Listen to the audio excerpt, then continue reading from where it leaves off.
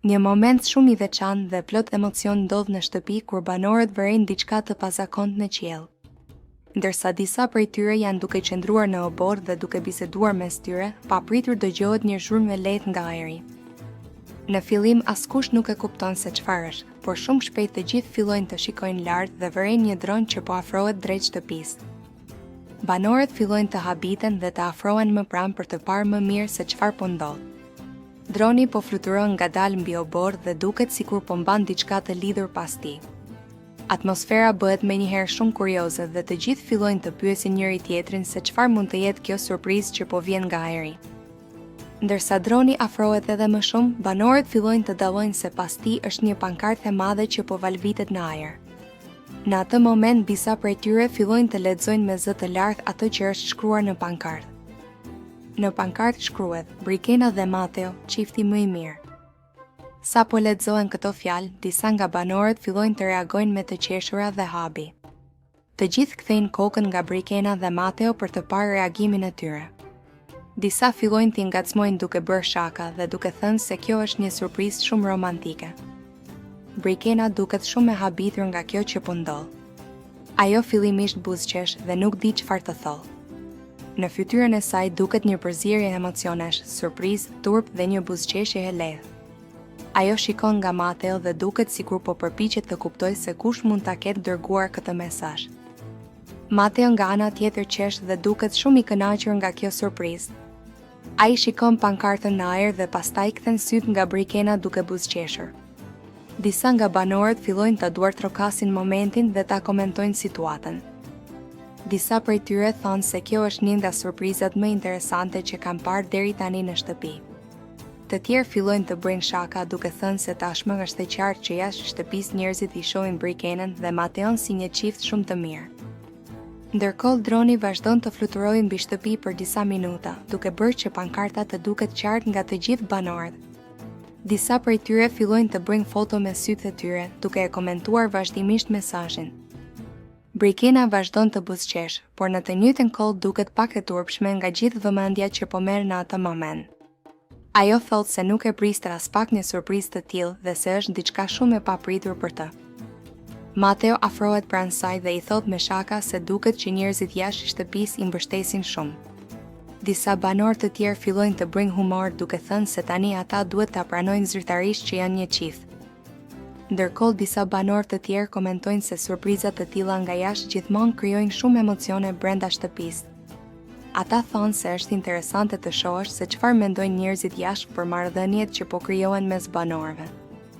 Pas disa minutash droni fillon të largohet ngadalë nga shtëpia, ndërsa pankarta vazhdon të valvitet në ajër. Banorët vazhdojnë të shikojnë derisa ai zhduket në distancë. Edhe pasi droni largohet, banorët vazhdojnë të flasin për këtë moment për një kohë të gjallë. Disa prej tyre vazhdojnë të ngacmojnë Brikenën dhe Mateon duke thënë se tashmë janë shpallur çifti më i mirë. Brikena dhe Mateo duken pak të turpshëm nga gjithë kjo vëmendje, por në të njëjtën kohë buzëqeshin dhe e marrin situatën me humor. Ky moment bëhet një nga momentet më të komentuar të ditës në shtëpi dhe për një kohë të gjatë banorët vazhdojnë të flasin për surprizën nga ajri dhe për mesazhin që erdhi për Brikenën dhe Mateon. Një tjetër debat i fortë shpërthen në shtëpi, këtë herë mes Mirit dhe Selinës. Situata nis gjatë një bisede në obor, ku disa nga banorët po diskutojnë për marrëdhëniet që janë krijuar brenda shtëpisë dhe për tensionet që kanë lindur mes disa prej tyre. Në fillim biseda duket e qetë, por shumë shpejt merr një kthes të papritur kur Miri vendos të flasë hapur për Selinën dhe për mënyrën si ai e sheh marrëdhënien mes tyre. Miri i drejtohet Selinës dhe i thotë se sipas tij ajo ende ka ndjenja për të, edhe pse përpiqet ta mohojë këtë gjë përpara të tjerëve. Këto fjalë e habisin Selinën, e cila menjëherë reagon duke i thënë se ai po flet pa asnjë provë dhe se po përpiqet të krijojë një histori që nuk ekziston. Por Miri vazhdon të shpjegojë mendimin e tij. Ai thotë se gjatë ditëve të fundit ka vënë re shumë momente ku Selina ka reaguar ndryshe ndaj tij, duke treguar sipas tij që ende ka ndjenja të pasgjidhura. Ai shton se mënyra si ajo reagon kur ai flet me vajza të tjera tregon shumë për atë që ajo ndjen. Selina nuk e pranon as pak këtë akuzë dhe i thot Mirin se ai po e interpreton çdo gjë sipas mënyrës së tij. Ajo shprehet se nuk ka asnjë ndjenjë për të dhe se gjithçka që ai po thot është thjesht një përpjekje për të krijuar dramë në shtëpi. Debati bëhet edhe më i fortë kur Miri thot se Selina nuk është duke treguar të vërtetën. Ai shton se sipas tij ajo po përpiqet të duket sikur nuk I intereson, por në të vërtetë ende ndjen diçka për të. Në një moment Miri shprehet edhe më ashpër dhe thot se sipas tij Selina është mashtruese. Ai shpjegon se mënyra si ajo sillet me disa banorë dhe mënyra si ndryshon qëndrime nga një moment në tjetrin e bën të mendojë kështu. Këto fjalë dhe nervozojnë shumë Selinën. Ajo I kërkon Mirin të mos përdor fjalë të tilla për të dhe I thot se nuk ka asnjë të drejtë ta quajë mashtruese. Selina shton se ajo gjithmonë ka qenë e sinqertë për atë që ndjen dhe për mënyrën si sillet me njerëzit në shtëpi. Ndërkohë disa nga banorët e tjerë që janë pranë fillojnë të reagojnë. Disa prej tyre përpiqen ta qetësojnë situatën dhe u thon të dyve të mos e çojnë debatin kaq larg. Të tjerë dëgjojnë me interes diskutimin dhe komentojnë mes tyre atë që po ndodh. Miri vazhdon të flasë dhe thot se nuk ka asgjë personale kundër Selinës, por ai thjesht po thot atë që mendon. Ai shton se për të është shumë e qartë që Selina ende ka ndjenja për të dhe se ajo po përpiqet ta fshehë këtë gjë përpara të tjerëve. Selina I përgjigjet me tone të forta dhe I thot se ai po e mbivlerëson shumë veten. Ajo shton se nuk ka asnjë arsye pse duhet të ketë ende ndjenja për të dhe se ai duhet të ndalojë së krijuari histori që nuk janë të vërteta. Debati vazhdon për disa minuta ndërsa atmosfera në shtëpi bëhet gjithnjë e më e tensionuar. Disa banorë përpiqen të ndryshojnë temën për të ulur tensionin, ndërsa disa të tjerë largohen nga zona për të mos u përfshirë në konflikt. Në fund, edhe pse zërat fillojnë të ulen dhe situata qetësohet pak, duket qartë se mes Mirit dhe Selinës është krijuar një përplasje e fortë. Të dy mbeten me mendimet e tyre dhe tensioni mes tyre vazhdon të ndihet edhe më vonë gjatë mbrëmjes në shtëpi. Një debat shumë I ashpër ka shpërthyer në shtëpi. Këtë herë, Selina dhe Juela janë përballur në një nga momentet më të tensionuara të ditës. Gjithçka nisi në sallon, kur Selina filloi të kritikonte hapur Juelën për sjelljen e saj, duke u shprehur e zhgënjur nga veprimet e saj të fundit. Tensioni u rrit kur Selina përdori tone shumë të ashpra, duke e cilësuar Juelën si personin më të pasinqertë dhe vajzën më të shpifur në shtëpi. Juela nuk qëndroi në heshtje. Ajo u shpreh e lënduar dhe I cilësoi akuzat si të padrejta, duke pretenduar se gjithçka vanishet ishte një keqkuptim.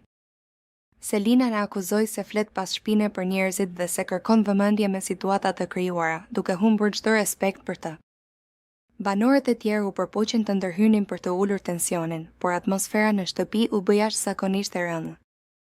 Edhe pse situata u qetësua pak, marrëdhënia me Selinës dhe Juelës duket se ka marrë një goditje të fortë që do të lërë pasoja. Big Brother mbetet një sfidë e vërtet karakteresh. Si do të jetë bashkëjetesa e tyre pas këtij shpërthimi? Mbetet të shihet. Një tjetër debat I fortë ka shpërthyer në shtëpi.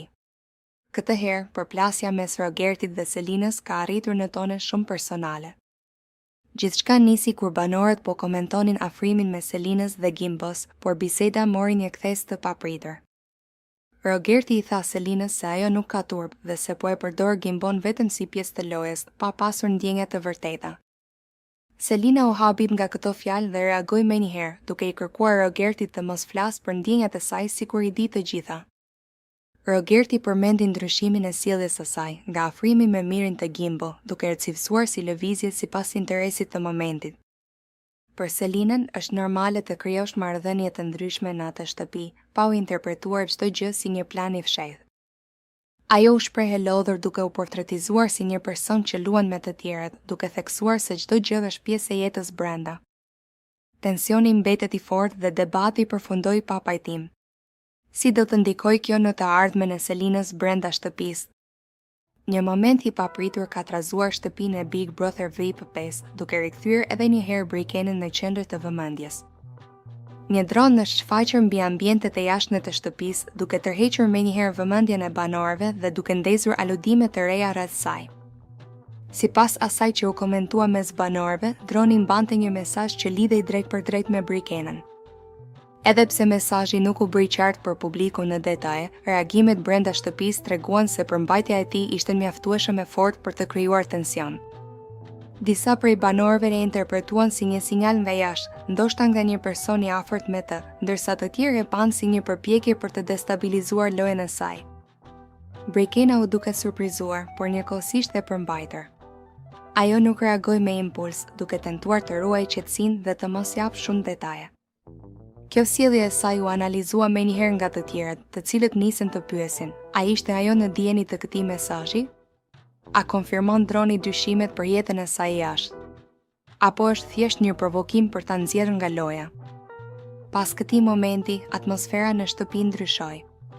Një grup banorësh mendon se droni është një ndërhyrje e padrejtë që synon ta dëmtojë emocionalisht Breikenën. Sipas tyre, çdo informacion nga jashtë mund të ndikojë në gjendjen psikologjike të një banori dhe ta çojë lojën në një drejtim të papritur. Ndërkohë, një grup tjetër e sheh si një të vërtetë që po del në sipërfaqe. Ata argumentojnë se nëse nuk ka asgjë për të fshehur, atëherë nuk ka arsye për shqetësim. Në reality show, çdo detaj merr peshë të madhe. Një dron i vetëm mjaftoi për të rikthyer në tavolinë të gjitha debatet e mëparshme mbi Breikenën, veshjen e saj, deklaratat për traditën, dyshimet për një lidhje jashtë dhe mënyrën se si ajo po e menaxhon imazhin e saj. Ky episod u kthye në një test të fortë emocional për të. Në një ambient ku izolimi është pjesë e formatit, çdo mesazh nga jashtë ka efekt të dyfishtë, mund të jap forcë, mund të krijojë pasiguri. Më shumë se sa përmbajtja konkrete, droni u bë simbol i përplasjes mes jetës private dhe asaj publike. Ai ngriti pyetjen mbi kufijtë e lojës, mbi ndikimin e jashtëm dhe mbi sa e vërtet është narrativa që një banor ndërton brenda shtëpisë. Breikena tashmë përballet me një sfidë të re, të vazhdojë lojën pa u ndikuar nga zërat e jashtëm, apo të sqarojë një herë e mirë gjithçka për të shuar dyshimet. Një gjë është e sigurt, droni nuk ishte thjesht një objekt me qiell. Ishte një moment që ndryshoi dinamikën e shtëpisë dhe e bëri lojën edhe më intensive. Një moment shumë i ndjerë ndodh në shtëpi kur Mateo i afrohet Breikenës në një çast të qetë, larg zhurmës dhe debateve të zakonshme. Atmosfera është më e butë dhe mes tyre ndihet një energji ndryshe nga herët e tjera.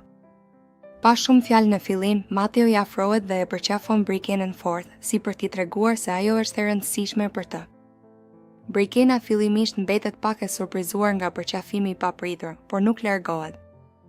Ajo e lejon momentin të zgjasë, ndërsa Mateo, me zë të qetë por shumë të sinqert, i thot se ajo është vajza më e mirë në shtëpi. Ai e shikon në sy dhe i thot se e vlerëson për karakterin e saj, për mënyrën si sillet dhe për forcën që tregon në situata të vështira.